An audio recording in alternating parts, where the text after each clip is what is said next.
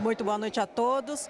Enfim, a PEC 372, essa que cria as polícias penais, foi aprovada, muita comemoração aqui em plenário, a categoria veio acompanhar essa votação. Os deputados estavam ansiosos para encerrar a sessão, para que pudessem comemorar ali junto com a categoria que veio acompanhar essa votação dessa proposta de emenda constitucional no segundo turno, né? Foi a segunda etapa de votação dela aqui no plenário da Câmara. Antes, os parlamentares apreciaram a medida provisória que trata sobre os saques no FGTS, a permissão agora, a partir de agora, de se sacar, fazer um saque emergencial, era de R$ 500, mas o texto foi modificado na comissão especial e o plenário aqui aprovou essa mudança para R$ 998, o valor do salário mínimo atual. E após esse saque, o trabalhador pode optar pelos saques aniversários, uma vez por ano, sacando aí um percentual do fundo de garantia que vai sendo escalonado à medida de acordo com o valor que o trabalhador tenha no FGTS. Quanto menor o valor, maior o percentual, começando em 50% e indo até 5% para quem tenha mais de R$ 20 mil. Aqui ao meu lado o deputado Mauro Nazif, que participou dessas votações, participou dessa sessão hoje aqui e se posicionou contrário a alguns pontos da medida provisória, apesar dela ter sido já aprovada com essas mudanças da forma que veio da comissão especial, mas houve uma tentativa de destaques para se beneficiar o trabalhador, não é isso, deputado? O que nós vimos que é a medida provisória em si, o texto principal, os partidos votaram favorável, porque inclusive haveria o aumento de 500 para um salário, de R$ 500 para um salário mínimo, então isso é um fator positivo. Ao mesmo tempo eu tive emendas nela que foram aprovadas, uma emenda que eu apresentei, que faz com que as tarifas interbancárias, quando qualquer trabalhador vai fazer o repasse de uma instituição financeira, vamos dar um exemplo, a Caixa, para um outro banco particular, ele não vai mais ter que pagar as tarifas bancárias. Porém, quando chegou nos destaques, aí que vieram alguns problemas. E o ponto principal que eu vi foi um destaque apresentado aonde que foi falado que o trabalhador poderia retirar todo o seu valor de uma única vez. O que significa isso? A princípio, a proposta parece ser boa. A princípio, ela parece ser interessante. Só que, a partir do momento que todos os trabalhadores retirarem os seus direitos, o seu recurso, o dinheiro que ele tem lá no fundo, esse fundo acaba. Quem é que constrói Minha Casa Minha Vida? É parte desses recursos do Fundo de Garantia do Trabalhador. Quem é que constrói a parte de infraestrutura? Também é disso. Então, ali, para mim, estava o grande fio que poderia prejudicar o trabalhador, né? Agora, nós conseguimos derrubar essa emenda, que foi muito importante. Praticamente todos os partidos, à exceção do partido proponente desse destaque, o partido aí que apresentou a emenda, né? Então o resto todos foram favoráveis. Então foi muito bacana.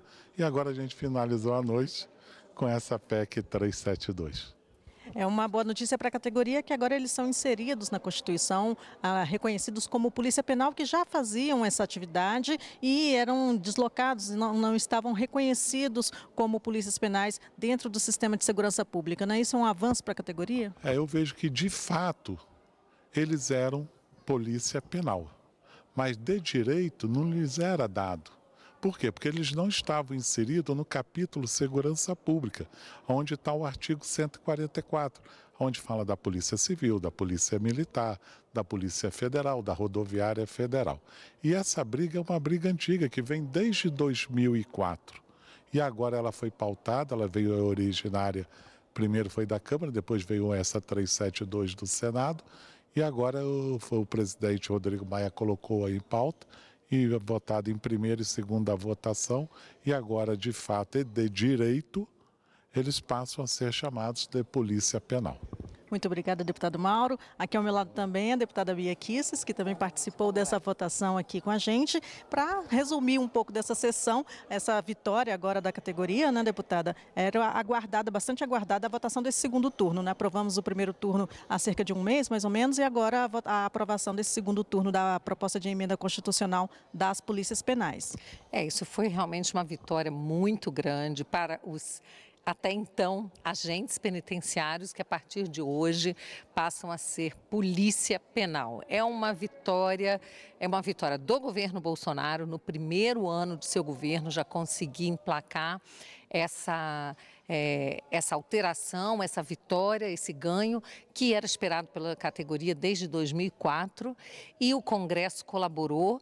Então, hoje temos aqui a polícia penal e isso favorece muito a pauta principal do governo, que é a segurança pública. Então, agora essas pessoas, esses homens e mulheres que trabalham em local perigoso, em penitenciário, lidando com criminosos, eles passam a ter agora essa segurança, passam a ter o status, né, de policial, que está, como disse o deputado, que estão inseridos agora no artigo 144 da Constituição Federal e, de fato e de direito, passam a ser policiais. E também desafoga até os policiais militares, né, que vinham fazendo a função de polícia penal na guarda, na escolta de presos. Sim, com certeza. A polícia penal ela socorre sempre agentes de trânsito, também os agentes penitenciários. Então agora a Polícia Penal pode focar mais no seu trabalho, que é tão importante, que é um trabalho ostensivo, né, nas ruas, para dar segurança para a população. A primeira votação importante aqui de hoje foi a votação da medida provisória que trata sobre a liberação de parte do FGTS para os trabalhadores. A senhora acredita que isso vai dar um aquecimento na economia, vai permitir que isso tenha efeito na economia que está em crise? Não tenho a menor dúvida, inclusive eu como vice-líder do governo no Congresso participei da comissão especial, fui membro da comissão especial, conseguimos construir um texto, né, em cima da medida provisória original que veio. Foi um trabalho muito bem feito do relator, dos membros da comissão, e aí eu tenho que dizer situação, oposição, o trabalho foi um trabalho realmente de costura e nós conseguimos fazer com que o texto ficasse muito bom para que o trabalhador possa ter mais dinheiro no seu bolso e o mercado possa ser aquecido também, e isso tudo preservando o fundo, diminuindo a taxa que a Caixa Econômica cobrava, então vai ficar mais barato para o trabalhador. Então, assim, os ganhos são muito grandes e é mais uma vez o governo Bolsonaro olhando para o trabalhador. A senhora acredita que com esse ponto que foi fixado no texto em relação a quem optar pelo saque aniversário em caso de demissão não poder sacar o restante do fundo pelos próximos 2 anos, a senhora acredita que esse ponto pode ser ainda alterado no Senado? Olha, eu creio que não, e eu acho que é preciso que a gente comece a olhar para o cidadão, seja ele empregador, empregado, o que for, como um adulto capaz de fazer as suas próprias escolhas e não um ser que precisa ser tutelado pelo Estado o tempo inteiro. Tudo na vida é assim, escolhas têm consequências. Então, o trabalhador, ele é perfeitamente capaz de escolher como é que ele quer lidar, fazer com o saque, conhecendo a lei.